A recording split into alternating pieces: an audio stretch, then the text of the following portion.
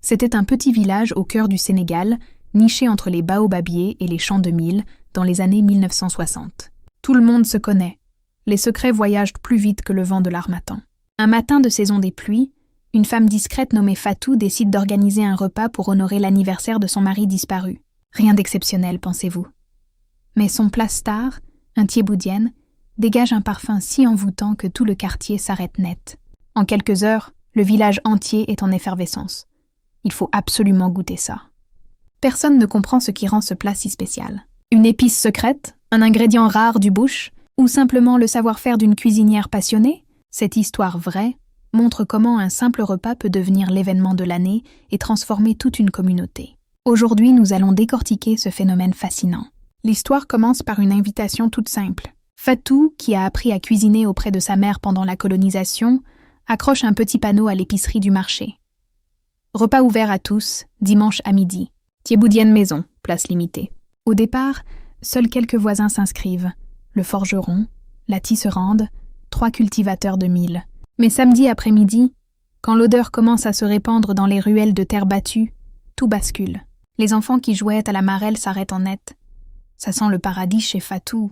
Le pêcheur du village, qui réparait ses filets à proximité, demande à goûter une cuillerée. Il rentre chez lui émerveillé. C'est le meilleur thiéboudienne de ma vie. La nouvelle se propage comme une traînée de brousse en feu. Au marché, on murmure « Elle doit mettre du poisson fumé de la Casamance ». Sous le manguier du Conseil des Anciens, on se souvienne, sa mère avait une astuce avec des herbes du Ferlo. Ce qui rend cette histoire captivante, c'est comment ce plat devient un véritable phénomène social. Dans les villages africains, la nourriture crée des liens indestructibles. Pensez au tabaski où le mouton rôti réunit toute la famille élargie. Ici, le thiéboudienne de Fatou joue ce rôle. Il efface les vieilles querelles de champs, ravive les souvenirs communs et transforme des voisins en frères. Résultat, au lieu des 20 personnes prévues, 150 convives se présentent chez Fatou le dimanche midi, installés sur des nattes autour de la cour. Fatou n'a jamais révélé complètement sa recette. On sait qu'elle faisait cuire le riz rouge pendant des heures avec du poisson frais, des crevettes, du calamar et des légumes du jardin, carottes, manioc, choux. Mais il y avait cet ingrédient mystère qu'elle gardait jalousement. Certains parlaient de nététou ramassé au petit matin dans la brousse. D'autres évoquaient une pincée de yétou ramenée du Ciné Saloum par sa tante. Ce voile de mystère décuplait l'engouement. Le marabout du village, habituellement concentré sur ses prières, passa des jours à méditer sur la composition exacte. La sage-femme y voyait une métaphore de la vie. Comme dans l'existence, il y a toujours cet élément invisible qui fait toute la différence. Les répercussions dépassaient largement le repas. Après ce dimanche inoubliable, Fatou fut sollicité pour tous les événements. Baptême, mariage, fête de Korité. « Tu feras ton thiéboudienne » devint la question rituelle dans tout le village. Le village, d'habitude rythmé par les saisons agricoles, vibrait d'une énergie nouvelle. Les jeunes garçons aidaient à piler le poisson. Les femmes âgées partageaient leurs propres secrets de cuisine autour du feu de bois. Les griots composaient même des louanges pour célébrer la reine du thiéboudienne. C'était comme ces concours de cuisine lors des fêtes d'Nganda où une nouvelle recette de mafé devient la spécialité locale pendant des générations. Le thiéboudienne de Fatou n'était plus un simple plat, mais le symbole d'une communauté ressoudée. Les mères de famille qui se disputaient pour des questions de dot se retrouvaient désormais pour discuter de la meilleure manière de faire lever le riz. Les jeunes qui passèrent leur temps à chasser dans la savane revenaient plutôt pour aider à la préparation. Une étude récente sur les communautés rurales sénégalaises montre que les repas collectifs augmentent le sentiment d'appartenance de 45%. Fatou, sans le savoir, était devenue la chef d'orchestre d'une harmonie retrouvée. Son plat avait opéré un miracle, transformé des individus en familles élargies. Le bouche à oreille dépassa même les limites du village. Des cousins de Dakar, des commerçants de Thiès, tous voulaient goûter ce thiéboudienne dont on parlait jusque dans les capitales régionales. Au fil des mois, Fatou transmit des fragments de sa recette à sa fille aînée, mais garda toujours le cœur du secret. L'essentiel reste cette leçon profonde. Une création culinaire authentique peut redonner vie à tout un village. Imaginez reproduire cela aujourd'hui. Organisez un repas signature dans votre quartier avec un plat à votre image. Ce pourrait être un yassa poulet avec une touche personnelle ou un mafé au beurre de karité surprenant. L'effet serait identique. Les défis seraient nombreux. Gérer l'afflux imprévu de monde, doser le mystère sans décevoir les curieux, et surtout rester sincère. Le succès de Fatou venait de son authenticité. Ce n'était pas un spectacle pour impressionner, mais un acte de cœur et de générosité. Dans notre époque de WhatsApp et d'Instagram où tout se montre immédiatement, cette histoire nous rappelle la valeur de créer du mystère et du lien véritable. Les gens ne venaient pas seulement pour manger, mais pour vivre une expérience collective, pour appartenir à quelque chose de plus grand. Pensez aux grandes figures de la cuisine africaine comme Pierre Thiam, qui valorise les ingrédients oubliés du continent. Fatou, sans le savoir, appliquait déjà cette philosophie des décennies plus tôt. Le Thieboudienne avait créé un rituel. Chaque dimanche, des familles du village se réunissaient spontanément chez Fatou. Les anciens racontaient des histoires de l'époque coloniale, pendant que les enfants apprenaient à écosser les arachides.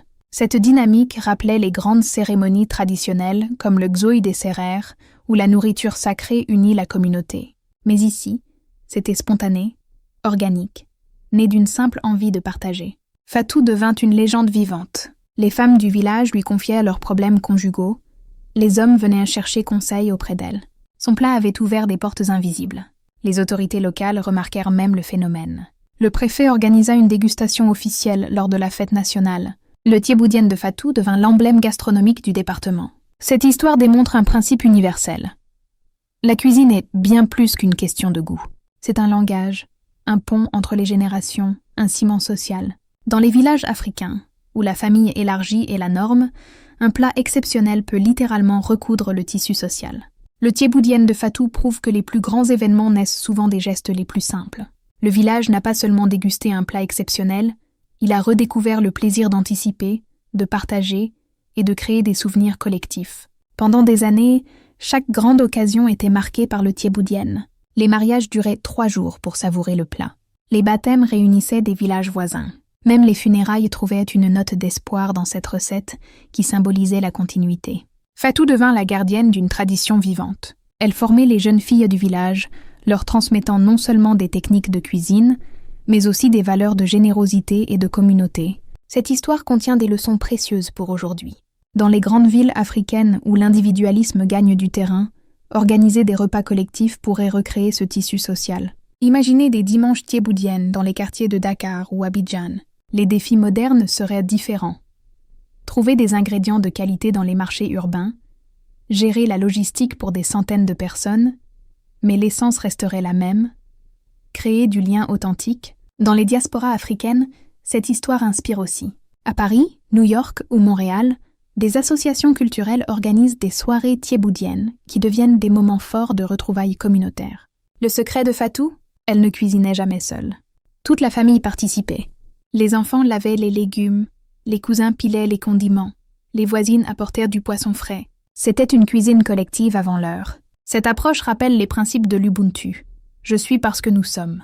Un plat ne devient légendaire que s'il incarne des valeurs collectives. Aujourd'hui, quand vous préparez un repas pour vos proches, pensez à Fatou. Ajoutez-y un petit mystère, une touche personnelle. Invitez un voisin de plus. Créez des souvenirs qui traverseront les générations. Les grandes chaînes de restaurants ne pourront jamais reproduire cette magie, car le vrai secret n'était pas dans les ingrédients, mais dans l'intention. Rassembler, partager, créer de la joie collective. Fatou est décédé dans les années 1990, mais sa légende perdure. Chaque année, le village organise la journée de Fatou, où des centaines de personnes préparent ensemble le thieboudienne selon sa méthode. Cette histoire nous enseigne que les vraies recettes de succès ne consistent pas à impressionner, mais à rassembler. Le thieboudienne de Fatou n'était pas seulement un plat, c'était un acte d'amour pour sa communauté. Avez-vous une recette de famille qui fait cet effet-là ? Un dibi sénégalais qui réunit tout le quartier ? Un indolé camerounais qui fait voyager ? Un atiéké ivoirien qui crée des souvenirs ? Partagez-la en commentaire. Dites-nous aussi, quelle est la recette qui rassemble votre famille ? Celle qu'on réclame à chaque réunion ? Celle qui fait dire « c'est comme chez nous » ? Dans les commentaires, précisez le nom du plat, l'ingrédient secret, si vous en avez un, l'occasion où il a créé un moment magique. Ces témoignages construiront notre patrimoine culinaire commun. Chaque recette partagée est une histoire, chaque ingrédient une mémoire. Si cette histoire vous a donné envie de cuisiner pour rassembler, mettez un pouce bleu. Abonnez-vous pour découvrir d'autres histoires vraies d'Afrique qui célèbrent. Les femmes qui changent leur communauté par la cuisine. Les recettes qui deviennent des traditions. Les moments où la nourriture guérit les cœurs. Activez la cloche pour ne rien manquer. Ces histoires prouvent que l'Afrique est bien plus qu'un continent. C'est un trésor de savoir-faire, de générosité et de liens humains. Merci Fatou, où que tu sois, pour nous avoir rappelé que la meilleure cuisine naît toujours d'un cœur généreux. À la prochaine pour une nouvelle histoire qui vous fera saliver et sourire.